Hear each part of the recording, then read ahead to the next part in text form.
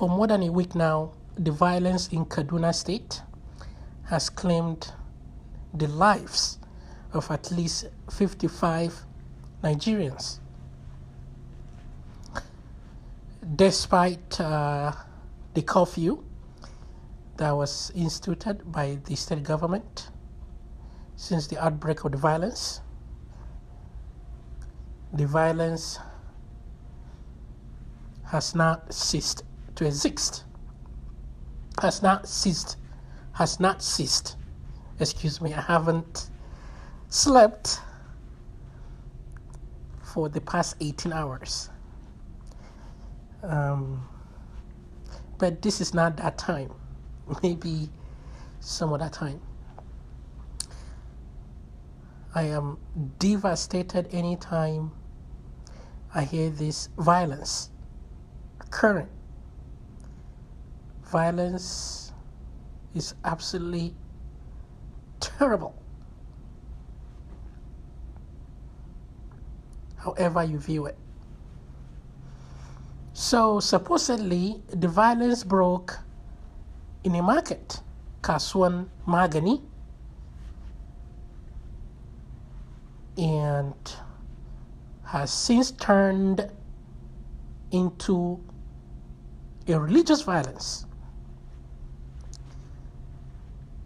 Now, it was supposedly reported that some youth in Kaduna Magani in Kaduna State started the fight, and then it broke out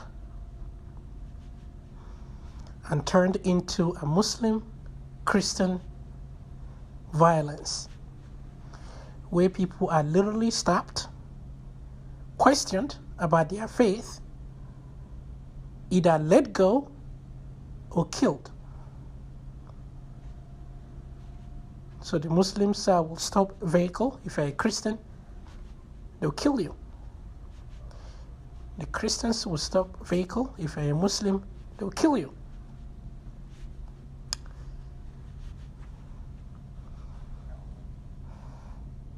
People are just living on the edge. Of course, no one would know what really happened, except those that started it. But it could have been anything that turned into a religious violence.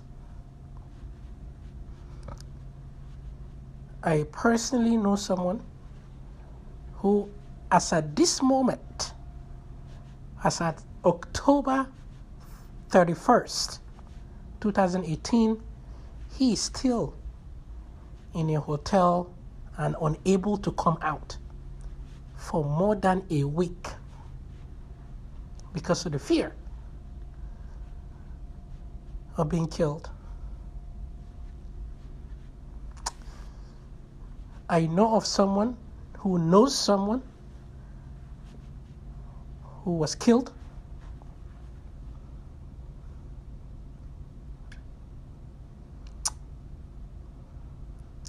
When we raise children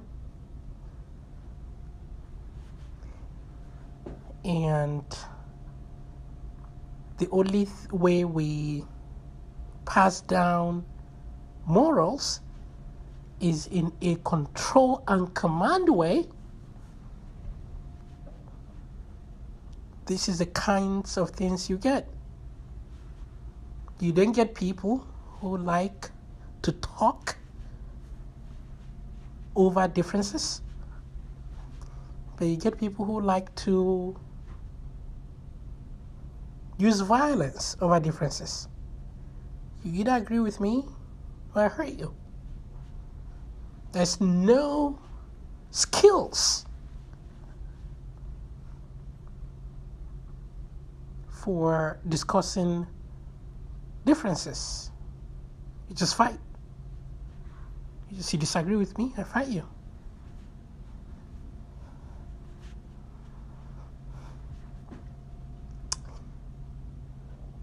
This used to not shock me,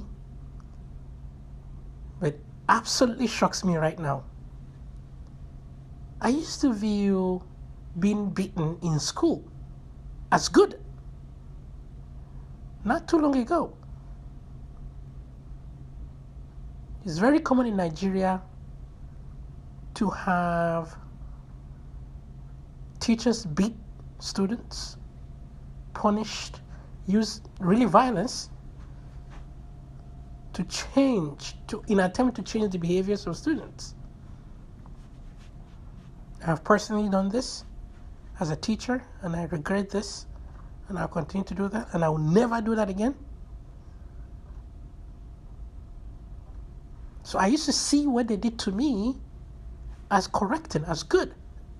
If they hadn't beat me, I wouldn't have been here, I would tell myself.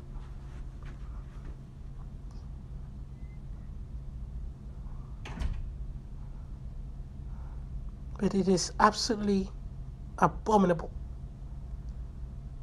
when you want to correct someone else's behavior with violence without actually giving them reason why.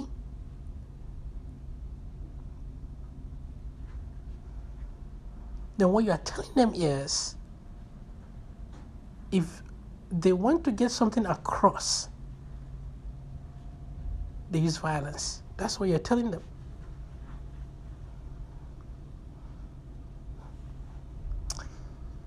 I remember in school, I had come late several times. And when you come late in my secondary school, as soon as you approach the gate, you go in and kneel down. Your knees on the ground. You are either beaten, flogged with a cane, and then you go inside, or you are being given what we call punishment, either to cut grasses or do something else. These teachers never, for once, asked me why I was late. That's not their interest. The mindset is, if someone is late, you beat them and they will correct. They will self-correct. That is the mindset.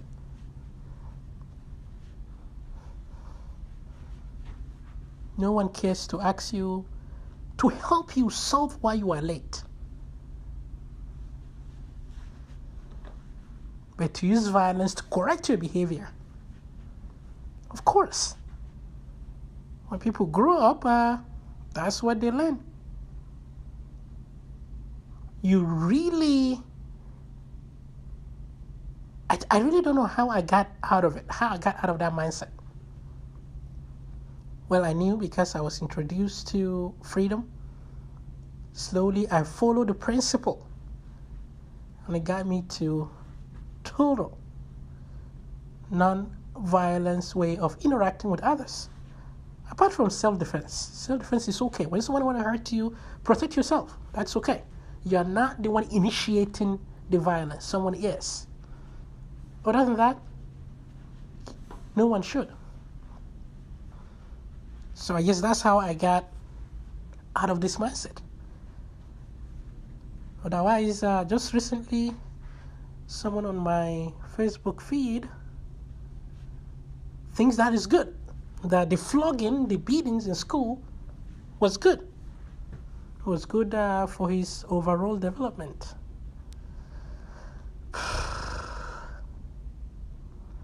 So when children are raised this way, when adults really don't care much about what is causing the attitudes, the behaviors, all they care is about correcting the behavior with violence, well, that's what we learn. I didn't get it from out of the blue when I did that to students. No, I got it from family, from my environment. That's how I knew how to correct behaviors. Ladies and gentlemen, this is what destroy society. This is what is destroying Nigeria for sure. Because we raise people that, they want to correct things. They want, if there's any differences, and they can't get the other person to agree, they jump into violence. I mean, they can't get into a discussion. Even if they do, they can't tolerate it. They can't say, okay, you are different, I'm different. Sure. Let's everyone be on their own. No. I can't talk to you much, and you have to do my way. And my allegiance to a particular group is more important than my own individual thinking. Again, that is what is also being taught. Our very tribal nature says more about that. Your culture is more important than anything else.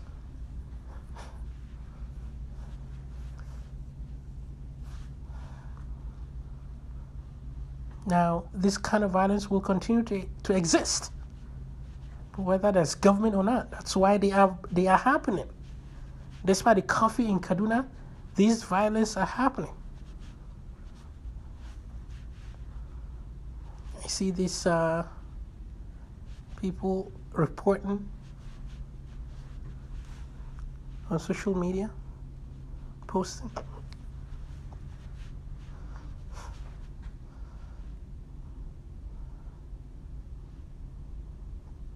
Thank you very much for listening.